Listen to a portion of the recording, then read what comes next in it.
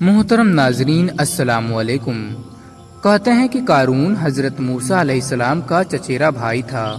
اس نے حسین صورت پائی تھی اور عجیب و غریب علم بھی حاصل کیے تھے۔ وہ علم کیمیا کا بھی ماہر تھا۔ اس نے بہت زیادہ دولت کمائی تھی۔ اس کے پاس کافی زیادہ مال و دولت تھا۔ حضرت موسیٰ علیہ السلام نے قارون سے کہا کہ خدا نے تجھے بہت دولت دی ہے، تجھے دولت سے نوازا ہے، تو 1000 دینار میں سے 1 دینار زکوٰۃ دیا کرو۔ لیکن یہ سن کر اس کو یہ کام کافی مشکل معلوم ہوا اور وہ آپ سے جھگڑنے لگا اور حضرت موسیٰ کی پیروی کو چھوڑ کر اس نے شرکسی اختیار کی۔ جب وہ سواری پر نکلتا تو اس وقت 1000 جوان عمدہ لباس اور جواہرات پہنے ہوئے باہر آتا۔ لوگ اس کی یہ شان و شوکت دیکھ کر کہتے کہ کاش ہمیں بھی یہ سب کچھ ملتا جو قارون کو ملا ہے۔ موسیٰ علیہ السلام نے زکوٰۃ کی تاکید کی۔ تب قارون نے بنی اسرائیل کے جاہلوں کو جمع کیا اور کہا کہ تم لوگ بڑے نادان ہو، کچھ بھی نہیں سمجھتے۔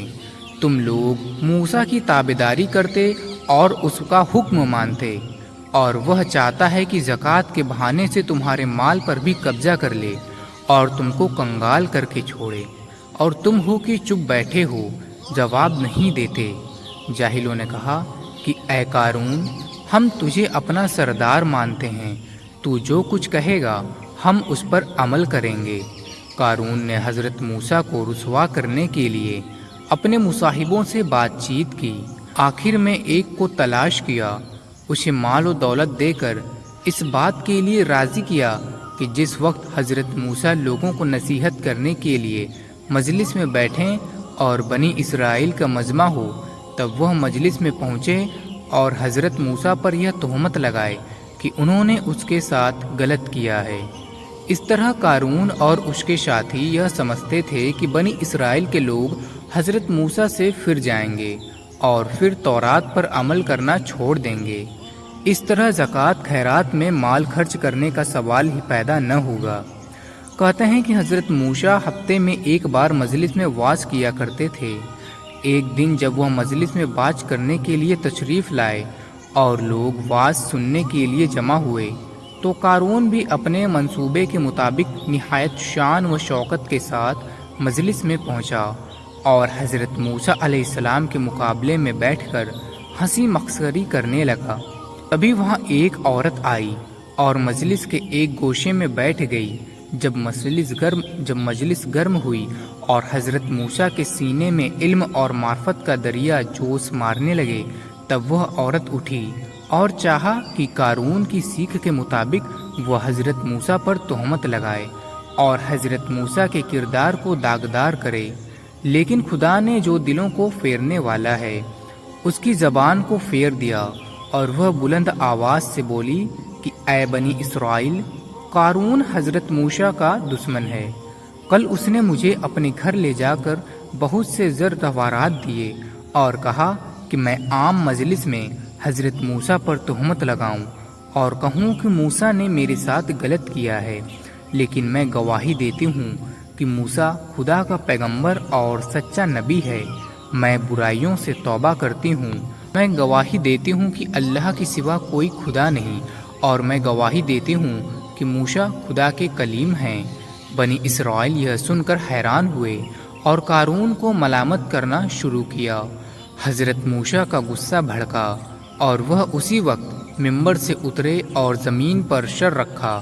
خدا سے کہا، خدایا، تیرے دشمن نے مجھے تکلیف دینے کا ارادہ کیا اور چاہا کہ مجھے بدنام کرے۔ اگر میں تیرا رسول ہوں تو اس پر اپنا غضب نازل کر۔ تو اچانک حضرت جبریل امین آئے اور فرمایا کہ اے موسیٰ، سر اٹھاؤ، اللہ تبارک و تعالی نے تمہاری دعا سن لی اور زمین کو تمہارے قبضے میں کیا، اور جیسا چاہو تم ویسا کرو۔ حضرت موسیٰ نے اپنا سر اٹھایا اور فرمایا کہ اے بنی اسرائیل، جیسے خدا تعالی نے فرعون پر مجھے غالب کیا، اسی طرح مجھ کو قارون پر بھیجا ہے۔ جو کوئی اس کا ساتھی ہے وہ اس کے ساتھ رہے، اور جو کوئی میرا فرما بردار ہو وہ اس سے دور ہو جائے۔ یہ سب سن کر بنی اسرائیل نے قارون سے کنارہ کیا اور اس سے بیزار ہوئے۔ صرف 2 آدمی جو بڑے مشاہد تھے اس کے ساتھ رہے۔ پھر موسیٰ نے فرمایا کہ اے زمین اس کو نگل لے۔ زمین نے قارون کو ٹخنوں تک پکڑ لیا۔ وہ ہنس کر بولا کہ اے موسیٰ یہ کیا جادو ہے؟ پھر دوسری بار حضرت موسیٰ نے زمین کو حکم دیا تو وہ گھٹنوں تک زمین میں دھنس گیا اور وہ چیخنے چلانے لگا۔ لیکن اب کیا ہوتا؟ حضرت موسیٰ زمین کو حکم دیتے گئے اور وہ زمین میں دھنستا چلا گیا یہاں تک کہ زمین میں بالکل دھنس گیا۔ یہ دیکھ کر بنی اسرائیل کے کچھ برے حشد کرنے والے لوگ کہتے ہیں کہ موسیٰ نے مال کے لالچ میں قارون کو زمین میں دھنسا دیا۔